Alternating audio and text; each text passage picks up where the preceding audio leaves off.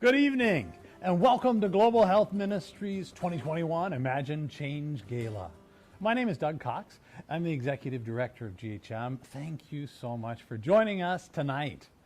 The opportunity to gather, even together, is one of the great things about any GHM gala or event. This gala is no exception. It's our first virtual gala, and although we miss not being together in person, we're so glad to be able to welcome friends from all over. Usually, not everybody could come to Minneapolis, but tonight we're watching in Minnesota, but we also have people from at least 15 states all around the country. We may even have one or two participating from Tanzania, I understand. We are so glad you're here. Did you make the Malva cake? Here we go. No? It is delicious, at least that's what I've heard. I'm going to try it later. I love that we can all grab our dessert, settle in for an evening together. And, well, our theme tonight is Imagine Change. Change. Change where no hospital is without an x-ray or bandages when somebody appears with a broken leg. Together, you and I are helping some of the most vulnerable people on earth imagine that future, where it's no longer normal in their village for babies to die. Imagine change, where everybody not only has a right to have access to a healthy life, but everyone has access. You've made that so much change possible, but we're not done yet. Okay, I'm getting ahead of myself. I'd like to introduce to you to Dan Olson. Dan, who will be our host this evening. In his professional life, Dan is an executive director at Sanford Health Network and responsible for a network of hospitals and clinics across a 3-state region. Dan connected to GHM, though, through family, right? Having grown up hearing stories of Madagascar from cousins and aunts and uncles who had served in Madagascar as missionaries, medical missionaries, teachers, pastors. And today, Dan is the president of the Global Health Ministries Board of Directors.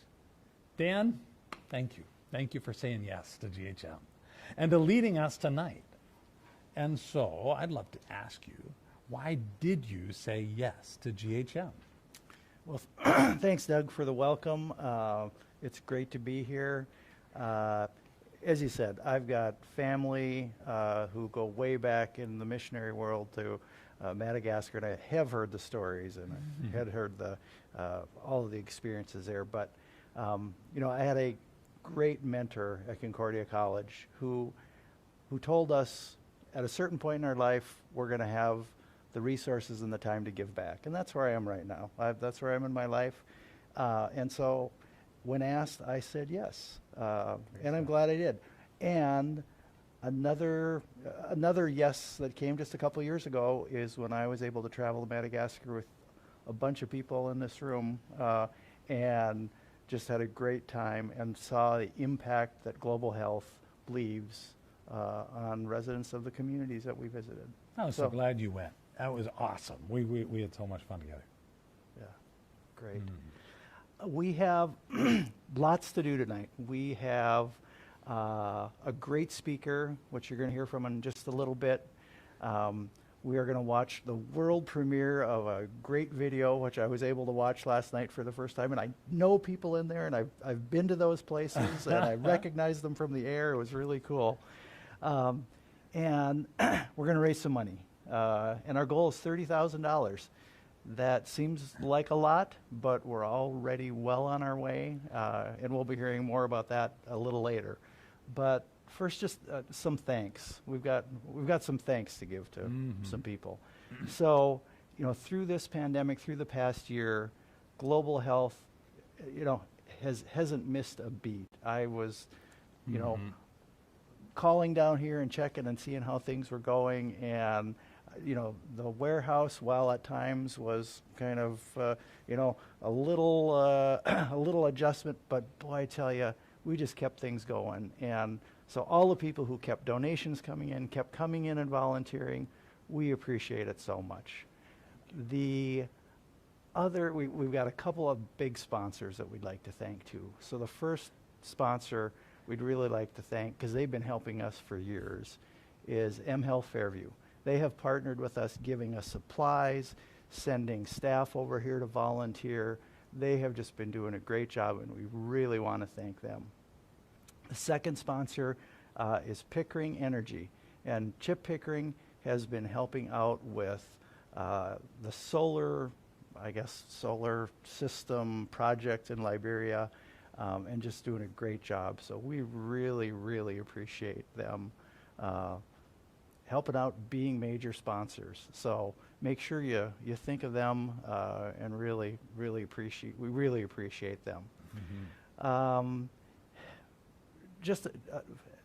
The video that we're going to watch, we're going to watch, I think, at 9 minutes, and then some chunks of it, is such an inspiring video. It is. I can hardly wait for you folks to see it, and we're going to talk a little about it. But our guest speaker is Leymah Gbowee, and she won the Nobel Peace Prize in 2011. That's right.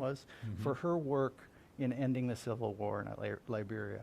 And it is just amazing what you're going to hear about her story. So I am looking forward to that. But first, Doug, you asked me about why I said yes to GHM. Why did you say yes? All right, I guess turnaround's fair play. Yeah. Okay. I said yes to GHM by a lot of reasons, but I'd say I believe with all my heart that what we get to do together is really translating the love of God into justice. The justice of offering access to a healthy life for everybody. That's what I want to do. What does that look like? It looks like, I like stories. It looks like Esther Benjamin. Esther is, she's a community health worker in Nigeria, and she was recruited and trained through GHM. And when we asked her what gives her joy, I sat with her in her village, and we asked her what gives her joy in what she does. What she described was this. She said, before getting all that training and being involved in being a village health worker, babies were always dying in her village. It was a normal part of everyday life. And today, after all this training and her being a trainer, 0 babies are dying in her village. Wow. That's justice. Access to a healthy life for everybody, even in a remote village in Nigeria. So I say yes to GHM because, well, together we make that possible. In Nigeria alone, there are 192 women this year like Esther, working in 33 remote villages, benefiting over 40,000 people. And thanks to all those women, over 92% of the babies born in those villages last year are alive. Praise God. And over 99% of the moms lived through pregnancy last year. God's love translated into justice. That's why I say yes. Today, we're going to hear another story of women imagining and leading change. So we go to Liberia for this one, where we're going to hear, as you said, Dan, from Leymah Gbowee, a community health worker within the context of civil war. Some of you may have seen the film, Pray the Devil Back to Hell. What a title. Praise God. It's an amazing story of Liberian women who imagined change in their country. They prayed for it. They worked together to make it possible. It's an inspiring story. And it resonates with me, but more than that, it resonates with GHM because of Leymah's work as a community health worker, a community mobilizer. And she happens to be Lutheran too. That's kind of cool. And in 2011, as you mentioned, Leymah Gbowee received a Nobel Peace Prize for leading a movement credited with ending Liberia's 14 years of civil war. Today, Leymah is the founder and president of Gbowee Peace Foundation Africa. She's also a member of the World Refugee and Migration Council and a member of the G7 Gender Equality Advisory Council, member of the United Nations Secretary General's High-Level Advisory Board on Mediation, and an alumna of the Sustainable Development Goals Advocates. A resume that's amazing. We're honored that she agreed to speak with us. Hers is a story of an ordinary person imagining change and doing something about it. I was so curious about what her life was like, though, before she became an international celebrity. So that's exactly where we began the conversation. Take a listen. Thank you so much for having me. I'm so happy to be a part of the Global Health Ministry Gala. I thank God for your ministry, and I'm grateful for your service to humanity, especially to my country, Liberia, in general, and to my home county, Bong, where Phoebe Hospital is located in particular. In 1989, I had just finished high school, fresh out of high school. 2 days, the war struck. Few months into the war, which many doubted would come to the capital city, I had to stop school and take on taking care of my family. The way I describe it most times is that one day I was a teenager, a normal teenager, headed to college, and the next day, or in a matter of hours, I was an adult trying to find place for internally displaced people and make food. During the war, the way I would tell you is that you were grateful to be alive, but anxious that you were alive.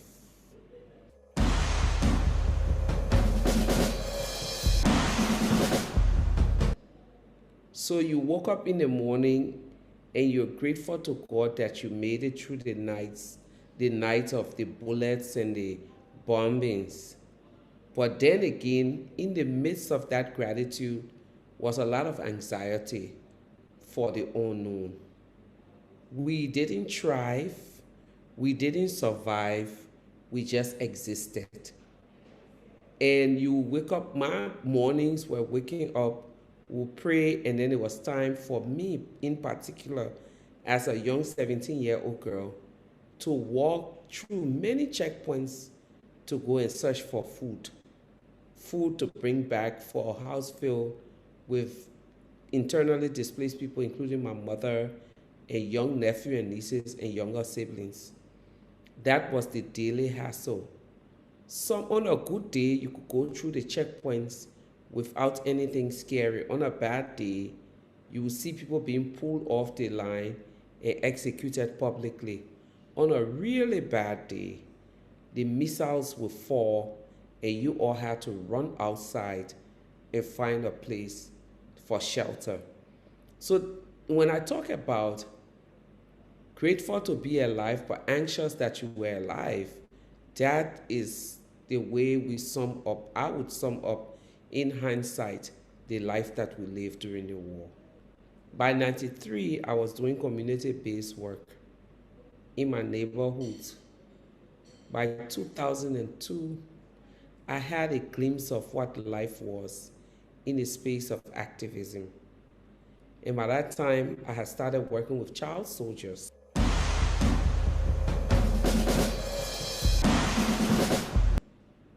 And that opened my eyes to the reality of these are the group of people that I hate.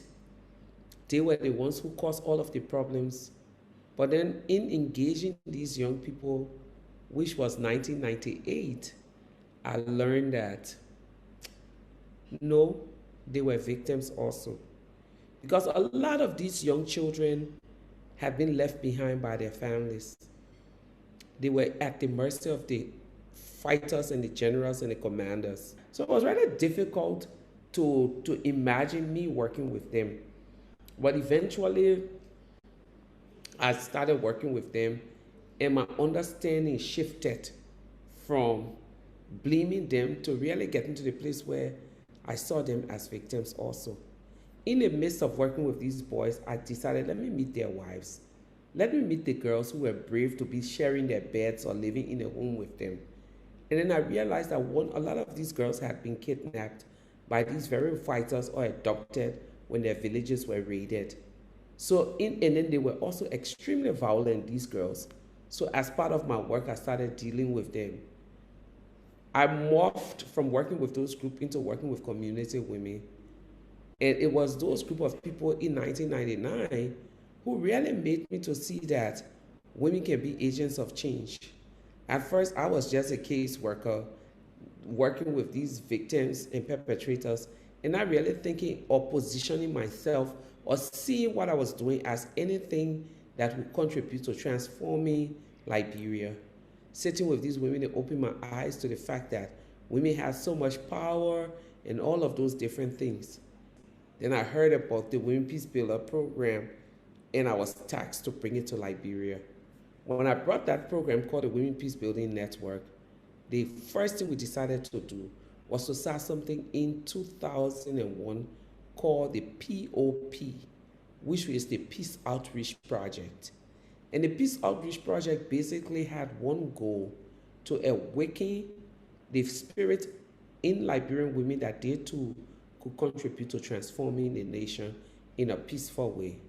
So we went to mosques on Fridays, we went to the markets on Saturdays, and went to the churches on Sunday.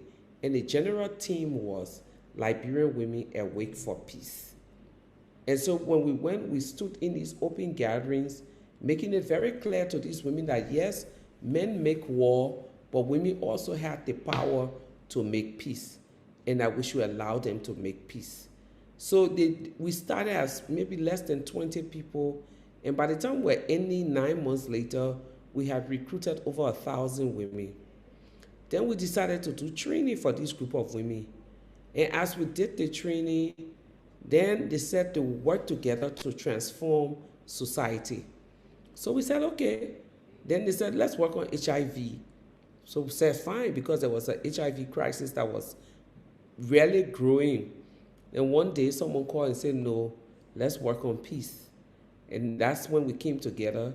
7 of us sat down in one room.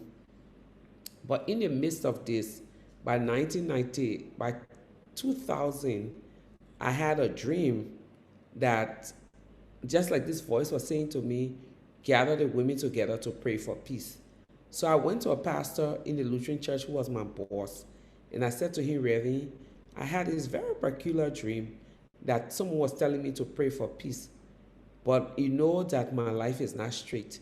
I drink, I'm not married, I'm in an adulterous relationship.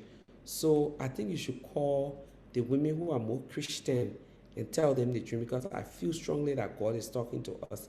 And he said to me, Lema, let me say one thing to you. The dream bearer or the vision bearer is always the vision carrier. If you give your dream to someone else, you will never make it up when you see it again. So I just literally paused, and that's how we started something called the Christian Women Peace Initiative. And as part of the Christian Women Peace Initiative, the Muslim women got inspired and started the Liberian Muslim Women for Peace. Then we launched the Peace Outreach Project. Then we launched the Mass Action Campaign. When we launched the Mass Action Campaign, we wrote a statement I wanted to put out demanding immediate unconditional ceasefire, dialogue, and the deployment of an intervention force. What we didn't have was money to put this statement out into the media. Someone had $10 in her handbag, and that $10 was what we used, and that was the birth of the mass action. So as part of the work of the mass action was really to challenge the status quo that war was the answer for Liberia's political problem. We were not challenging the status quo through violence. What we decided to do was to use our moral authority as the tool and to stand up to all of what was happening in our society and change the tide. We stepped out first and did the unimaginable. To send out a signal to the world that we, the Liberian women, we are tired of the killing of our people. We can do it again if we want to.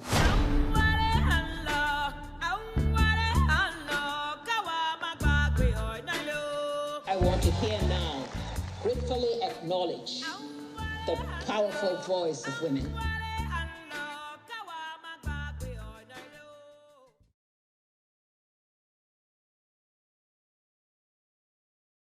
Chime in with her to say, my life is not straight. I mean, you should call people who are more Christian. She had so much courage to say that. Yeah. That was, boy, when I first heard that, I kind of, wow, that took a lot of guts. You know, you and I talked about some yeses earlier tonight when we said yes to GHM. I heard her say yes about 4 times. First, when her pastor talked to her pastor about her dreams, that was a yes. Time for social change, yes. You know, sign me up. The HIV crisis and helping there, once again, yes. And then, you know, what the heck, let's end the Civil War. Yes, yes to that. So, wow, that's amazing. It was just her attitude of yes. I asked her about her faith too in the midst of all of that, because I got to believe that there is something that allowed her to say yes in addition to her personality. As Lema talks about it, faith is at the heart of her story. I grew up as a child in a Lutheran church. I grew up with a family that really practiced their faith. But one of the things that I remember vividly in my childhood years was December 31st of going to church every year and them giving us white sheets where we could write our desires for the new year. And then all of those white sheets were collected, placed into a drum, and at the strike of midnight, fire was lit on them. As a young child, I would look and see the smoke go up, and I would say, oh my God, my prayers are going up to God. And for a very long time, that January 1st or December 31st prayer, I would track, and all of them would be answered throughout the year.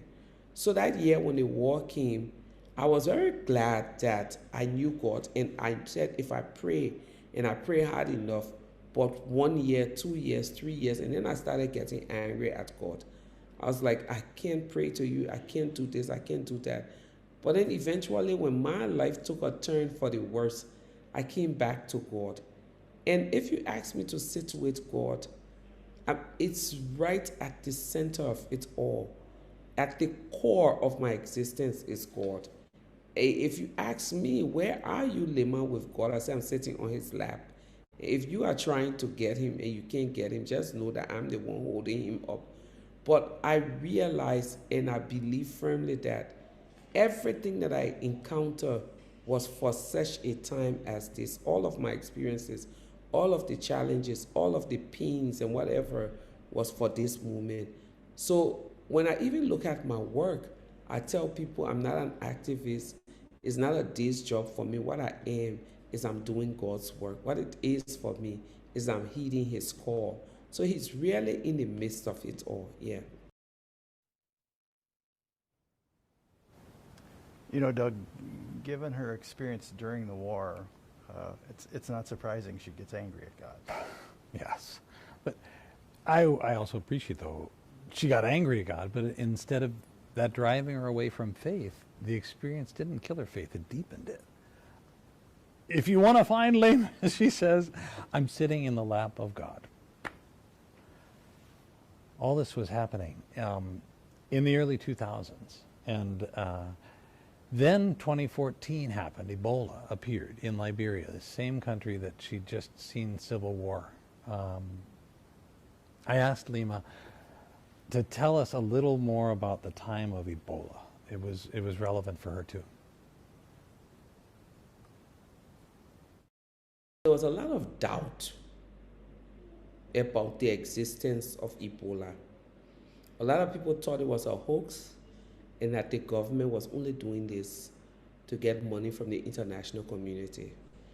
We called a group of women and said, one of the ways that we're going to ensure that this Ebola virus doesn't spread is if we tackle it through community-based education campaign. And that's how my foundation started the work, going back to the same Peace Women.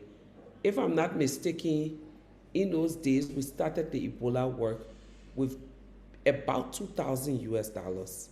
That was all we had to give to 10 groups to say 200 each, go and do awareness.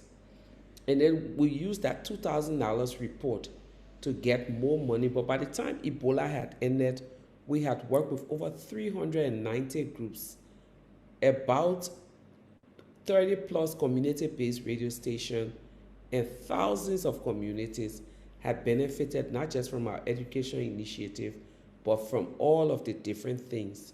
helping people get to hospital. We got a container with drugs in the country, and all of those things were part of the work that we did. But I would say it's quite clear. Yes, the international groups had a lot of work and role that they play, but it was those communities who set up checkpoints, who made sure that strangers were not migrating from one place to the other, that ensured that the spread was not wild. A lot of community people took it on. Churches, soccer clubs, you just name it, market women, people were literally engaged and really engaged in it. And that we did not have, even though we had the death, but it would have been worse had it not been a community mobilization effort, yes. You know, Doug, as I was watching that, it occurred to me that her community-based efforts are kind of like what we're doing with our global partners, isn't it? Absolutely. It's fundamental. We provide support for the training and of those community health worker programs in 5 countries currently. We encourage it in every country. This past year, it's actually been a huge part of coping with COVID-19. In fact, I closed my time with Lema by asking for a little advice. She's been a community health worker. She's done it all so much. But I asked her if she had advice for community health workers around the globe, if we had the opportunity to show some of the people who are working in villages all around the globe, her words, what would her advice be? It's bound to be relevant. So I asked her, and this is what she said. If you came into this field to get rich, get out, because there's no money here. That's the first thing. But the second thing is that in as much as there's no money, there's so much joy you find, and it's so rewarding when you see people who have you've worked with, transform from what they used to be into what they are aspiring to be. That's a huge thing. The second thing is that the work that we do as community workers, community mobilizers, or activists is a work that is not very fancy, but it's also a work that can open doors if you're grounded and you're committed to everything that you're doing. The hardest thing that we always have to fight for is funding and resources. But for me, as a person with faith in God, I believe that he who he calls, or she who he calls, he equips. And so with that in mind, I don't tend to worry a lot about what is against me. I worry about what opportunities I have to do the work that I've been called to do. And that's what I would encourage people in the field to do. This is really challenging work. And funding is a challenge too, because, you know, community health work there's no income from it for the work itself. But as Lema says, God provides. And there is really so much joy in this work. You know, her story is so inspiring. Mm-hmm. And she just kept saying yes and yes and yes. And look what happened. Mm. Yeah, it's awesome. It's awesome to think that what we do together as GHM2, the joy we can share, I think there is enormous joy in the community health work. There's a variety of other ways that we get to share in this joy. I think of the boxes sitting in our warehouse right now. We have one box, it's a 4-foot cube, filled with laboratory equipment today. It's headed to Madagascar, and that box is going to make it possible for 5 remote villages to have laboratory equipment for the first time in their history to offer basic lab services. We call that joy in a box, because that's exactly what it brings. And $500 is going to bring that box from Minneapolis to Madagascar. If we think bigger, like take a whole bunch of those boxes and let's take 10 of them. 10 joy in a boxes, $5,000 gets it to 10 clinics or 1 major hospital. Equipping them with basic supplies for months, or empowering a large mission hospital with vital medical equipment.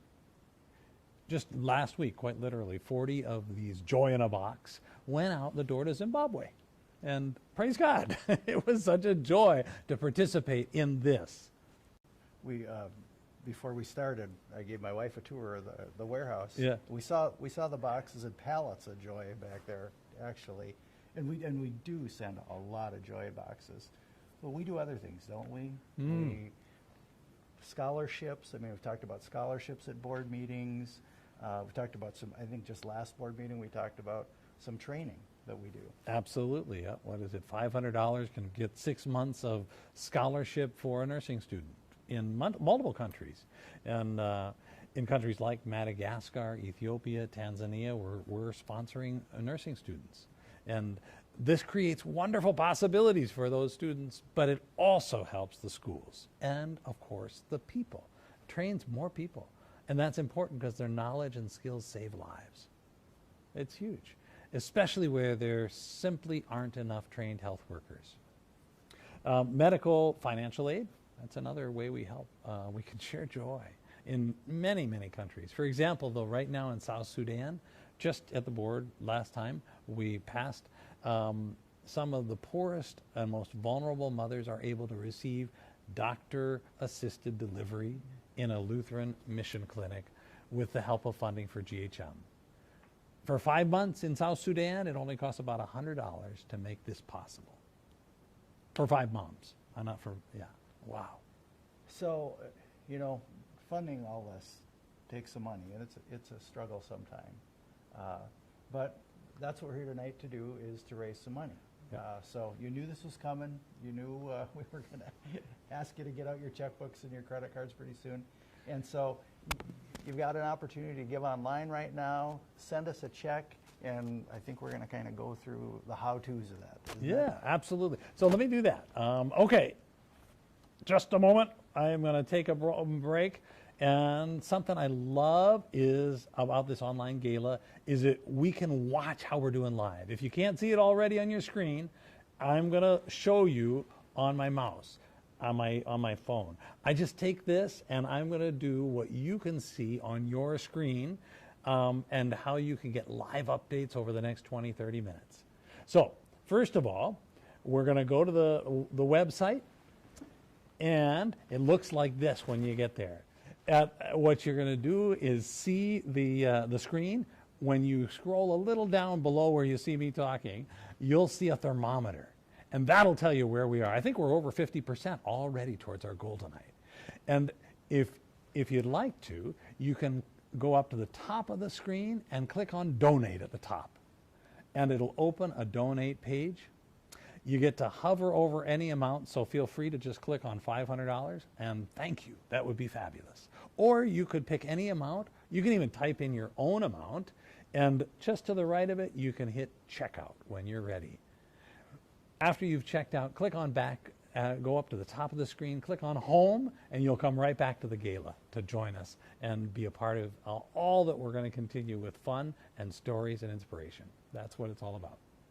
And I need a new phone. And you know what? I'm just going to write a check. That's what I'm going to do. Awesome. If you do write a check, be sure in the memo, there's a little memo spot, write gala. So we know that it's coming for the gala. So anyway, well, thanks, Doug, for taking us through that. We'll see you that new phone tomorrow, please. Thank you. It's been a challenging year for all of us at GHM, but we've really come through it and have had a lot of good things come from it. Can you give us a little update on what else is going on? Oh, absolutely. Yeah, what a good idea. Well, COVID-19 has been a big part of our year. It's changed the agenda for our partners, but because of so many people, volunteers coming in, donors who were absolutely able to respond, thank you, to requests around the world, we've been able to send focused money and supplies to where it could make the most impact. So almost immediately, GHM was able to put over 250,000 items of PPE into the hands of medical professionals in countries like Zimbabwe, Nigeria, Madagascar, Ethiopia, all around the globe. But it's been bigger than PPE. Community health worker programs continued to grow in this time, not just in numbers, but in impact. It was in El Salvador, for example, They added stress management and mental health training as part of the response to COVID-19 because it's been just so overwhelming. Community health workers have been critical during this public health crisis and really bringing their own innovation and bringing education about how to slow the spread of COVID-19 as well. So community health workers have even distributed food as well as the sanitizers and soap and things like that. Many of them are women like Lema Bowie, who simply want, on the first hand, to help their own families, but also their neighbors. And the impact has been huge. GAP is our consulting arm, and they've also been very hard at work in the face of this pandemic. Even during COVID-19, we launched a new community health worker program in Tanzania's Lake Tanganyika diocese. Praise the Lord. And then not far from Lema Bowie in Liberia, there's a hospital called Phoebe Hospital. And it struggled in 2020 with, well, it was a really bad condition in their operating room. They actually serve about 40,000 people each year, but one of their operating rooms was completely closed. The other was barely functional due to old, failing equipment. The operating room was just a pathetic thing. They couldn't hardly use it. Boy, I can't imagine a hospital without a reliable operating room. I mean, how do you even do that? Yeah, and actually it's something that many of our partner hospitals face. But thanks to generous donors and GHM's connections, really, to suppliers and abilities to put it together, in 2020 we fully renovated both operating rooms in Phoebe Hospital. Phoebe dared to imagine change. And in partnership with GHM, that change happened. Doug, what's happening with some of their GHM partner countries? Yeah, well, we're imagining change in Madagascar right now and acting on that vision. There are those 5 new villages in 2020 that added community health workers, even in the face of this pandemic. I'm really excited about that program because it's a pilot program to expand and create sustainable change in rural Madagascar. Really exciting. You asked what else I'm excited about. There's so much. I'm excited about partner hospitals like Orkesumet and Iambi hospitals in Tanzania. They both received new digital x-ray machines this last year. Or Dodoma Christian Medical Center with its new pathology lab, first time, it's really upgraded, huge. Yeah. And I mean, it's hard to imagine. When you talk about going without reliable operating, an x-ray, I mean, just going without a reliable x-ray machine, in our world, we'd have to close down a clinic because we didn't have a reliable x-ray. Yeah, yeah. It's a different reality and a horrible reality. It's just not just. Well, another thing I'm excited about is imagining change in South Sudan. So we've been sponsoring fistula repair camps for obstetric fistula repair. They were completely paused in 2020. Couldn't do them. No way. And but they resumed. They started again in March this year, and already 34 women have received successful fistula repair. And we've got another camp scheduled for June. GHM partners with the Fistula Foundation and also the Evangelical Lutheran Church in America to get these life-changing, giving surgeries available. But we did it. I'm excited about that. I could go on and on, actually. But your financial gifts tonight help make all this possible, and a whole lot more. Doug, it's just so incredible to hear the stories, but what I think is really incredible is the work that gets done here.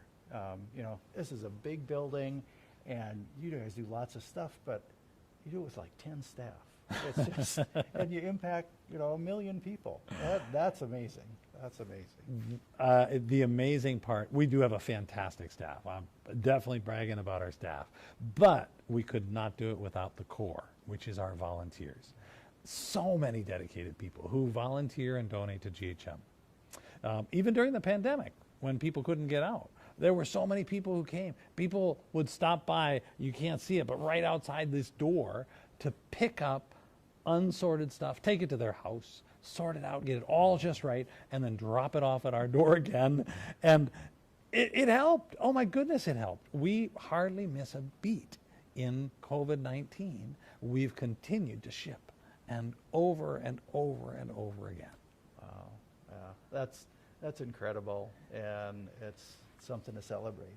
Mm-hmm. You know, we're gonna watch that video now that I Oh, talked yes. to you about, Oh, yeah. the one where I know that voice, I know these people. So we're gonna take a look at that. Doug he showed the cake here. I hope you had time to make your cake. I didn't make it. I probably should have made it before I came, but thankfully you have some here. So grab your cake and some tea and enjoy this video. Awesome.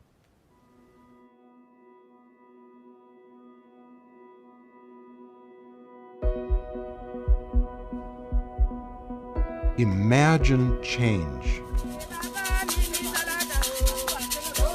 Imagine all people everywhere with access to a healthy life. Imagine, no matter the country where they live or how remote their village, all people have the opportunity to thrive. That's the vision of Global Health Ministries.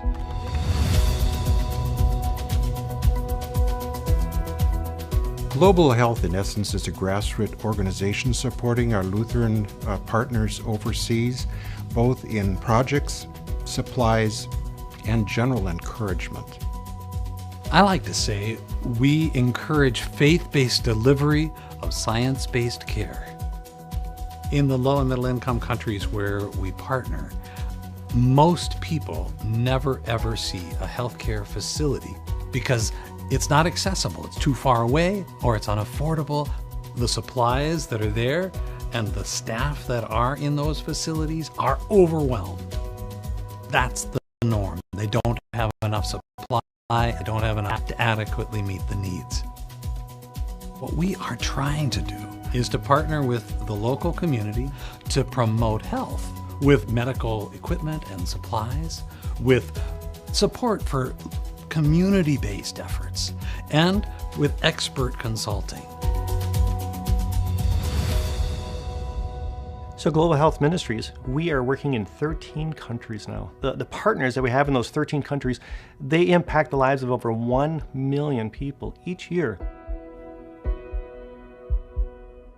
So for Global Health Ministries, much of what we receive are donations from local hospitals here in the Twin Cities area. Those are inventoried.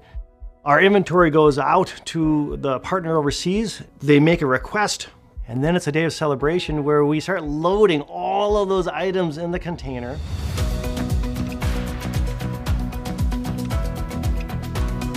Today, we're loading a container for Liberia. There are a lot of gloves, dressings, syringes, needles, newborn kits, hospice kits, a lot of soap, and just a lot of surgical supplies, drapes, gowns, a lot of PPE. What I really love is that on this container in particular, there's 20 pallets of solar panels.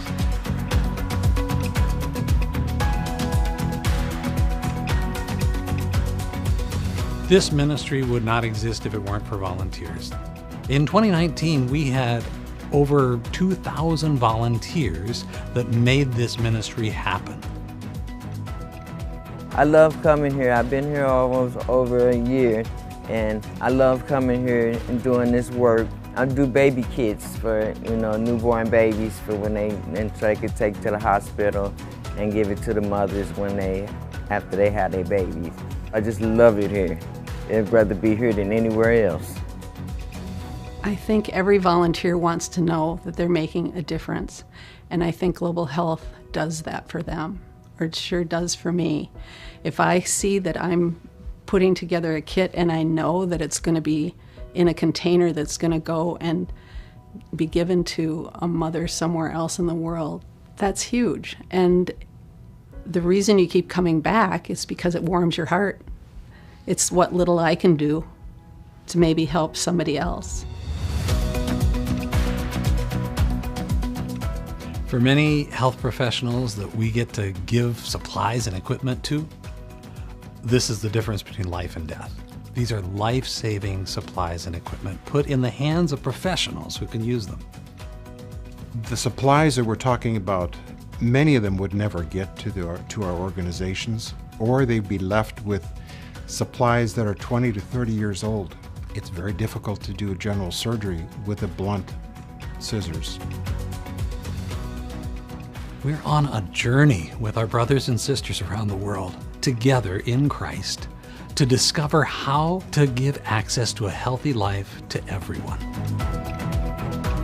And the future is one of increasing health and equity throughout our globe because of the loving commitment of people who want to make a difference through Global Health Ministries.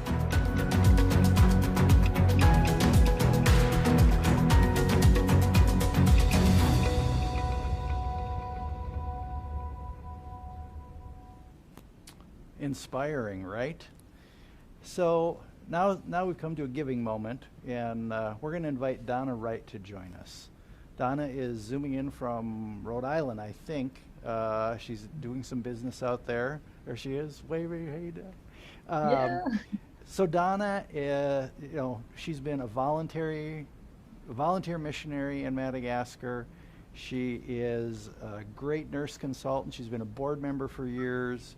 And she is just, I'm so happy she's here tonight to talk to us a little bit. So we're going to spend some time with Donna. So Donna, welcome. Thank you. I'm happy to be here.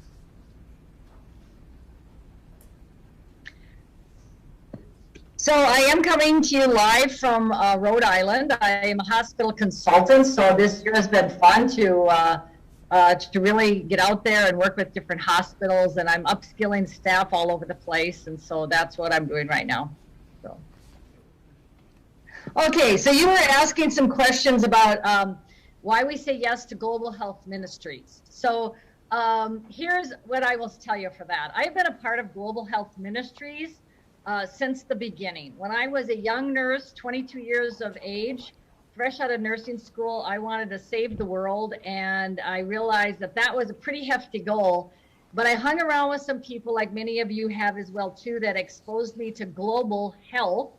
And I was part of this movement before it was even Global Health Ministries. So I'm one of the original 50 founding members for Global Health Ministries. As a young new person, I got excited about what we can do in the world. So tonight, what I'm really here to say is why I keep saying yes to this. I mean, I've been a part of Global Health now for 34 years. And so why do I keep coming back? Why do I keep hanging around? And I will tell you this, because I see the impact we make. As a nurse and as now a hospital consultant, I want to change the world and make it healthier. That's why I'm in different locations all the time, and I'm working with this group out in Rhode Island to improve their care for a staff and group that's very weary right now from all the work they've done with the pandemic. I've seen this around the world, and I want to make sure that we can continue to do that in every corner of the globe, especially where people are marginalized, where they're vulnerable, when they have lack of resources. So you came here tonight because you're either been a part of Global Health for a very long time, or a friend who's excited about it says, hey, you should join us. This is great. Or you know somebody who knows somebody. So for whatever reason, you were intrigued by the concept of global health and what you could do to help. And you knew that this was a fundraiser. So most of us come and say, oh yeah, they'll probably ask for us to give a donation or something like that.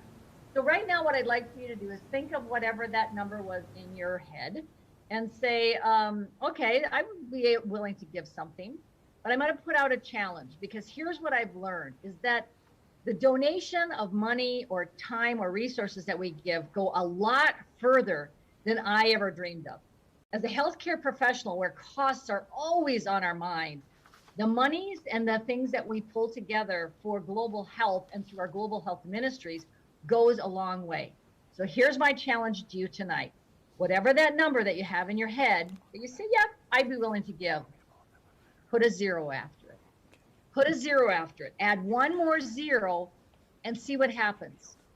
Does that push you too far? But think about this. For $100 or $200, you can pay for someone's surgery. Wow, $100 or $200. For $1,000, you can send 1 or 2 nurses to school to go through nurses school and train them to be a nurse. And so for $10,000, you could supply a hospital for all the supplies they need for 3 to 4 months for just $10,000. So again, I say whatever you had in your mind, and I know that, that's up to you, but add a 0, and that's the challenge I give you tonight. Just by that donation, you can start to change global health around the world. And that's why I keep coming back to Global Health Ministries. That's why I keep saying yes. All right. Well, thank you, Donna. We really appreciate it. We're gonna check how we're doing, right, Doug? Yeah. We're gonna see how we're doing. Let's take a look. You can see your thermometer, but what are you finding there? Wow. So we are at $20,000. So we set out a goal of $30,000. We're at $20,000 right now. So that's 67% of the way in. That is amazing. That's amazing. Awesome. That's fantastic. And we haven't even added up the proceeds from the silent auction yet. So you got an hour. You got an hour to keep in on that. And I'm going. When I'm done, I'm going and I'm bidding, man. Oh, that's right. You're still. What do you think? What are you excited about? No, that's a secret, huh? That's right. Don't tell anybody. Don't tell anybody. Again, thanks, Donna. Thanks for being here. Thanks to everyone who is tuned in and giving of your time. We really appreciate it. Our big sponsors, again, thank you, mHealth Fairview and Pickering Energy Solutions. We're grateful for your support and partnership. Your gifts tonight are taking us beyond imagining change. They empower GHM to act on that vision. Yeah. Before we go, again, I want to remind you the silent auction closes in about an hour. And if you haven't already donated, just, get to it. Get on there, get online, or get that check written out and walk it out to the mailbox right now. You can donate a couple of different ways, and so we really appreciate it. And again, put that note, that memo on the bottom. And we're going to go back to Donna just for a second. Donna, I just want to thank you. Yes, go ahead. Donna, I'm sorry. What are you going to bid on the silent auction? Don't be bidding on the manger scene. Oh, no. Don't. No, I have my eyes set on what I have, and I'm not letting you get on. You tried to do that last time at the gate. No, I know your tricks. No. We don't do that. But I thank all of you for being here. Again, I tell you that this is an amazing organization that's doing amazing work, and I am just grateful and blessed from God that we have the opportunity to do this. It's wonderful. And our partners inspire me every day to keep going as we are accompanying them on a journey to make the world a healthier place.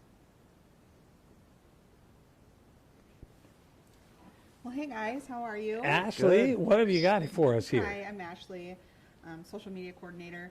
I thought I'd just pop in really quick to let you know some of the auction items are still out there. We still have an hour to bid. And one thing I wanted to show is I have the baby version, but we have a basket. It's a lot, like double the size of this one, but it's from Iringa, Tanzania. It's a beautiful basket. It's live on the auction now. I just wanted to pop in and say, get your bids in.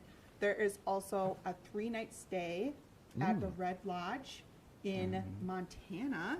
And great opportunity to get on a road trip this summer.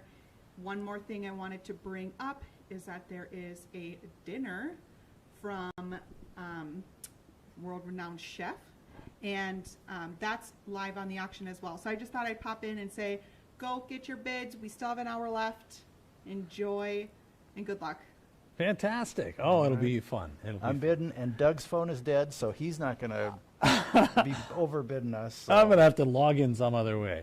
It's an awesome thing. It's so fun to be able to do work in partnership around the world while getting a prize too. I mean, that's true. But I know that there's more to it than charity. Frankly, there is a way of sharing what we have around the world as sharing justice Frankly, access is incredibly important to healthcare. So we just are so grateful to be a part of it. I noticed actually in the auction there are ways not only to bid on something, but to just plain old donate either a financial gift or to donate like a hospice kit, a newborn Or the kit. newborn kit. Yeah, I bought one of those. Yeah, I think that's pretty unlimited.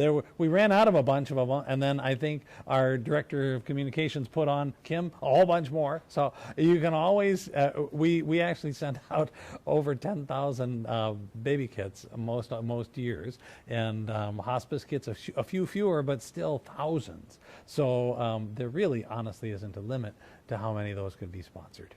But it's an incredible movement. To be able to lead and partner. We're not doing this.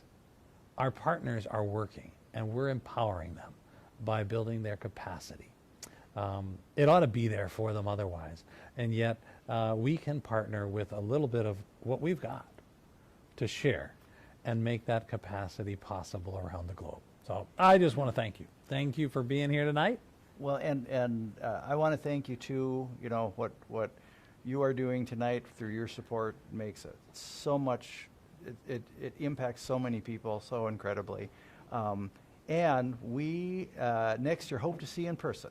You know? Yes. I mean, it's been great sitting here doing this. This is kind of fun actually, but. You know, next year we are going to be in person. We're going to have tables full of live auction stuff. We are going to see each other again and reminisce and tell stories and show pictures on our phones and do all of that stuff. So we'll be together again. We'll be together again next year. Dan, did you see that? We hit 75%. What? Yes, we're at 75% and climbing. Thank you, thank you, thank you. Our thank you is echoing the thank yous around the globe who will never know your name, but they will know the impact you've made, and we thank you in joining into this unity together. We bless you, and we encourage you to continue to keep on bidding even after we say goodnight. But I think this is the moment where we have to say, God bless you. We want to respect your time, but we also praise God for the unity you make around the globe, and may God give you peace and joy and partnership. Thank you. Amen.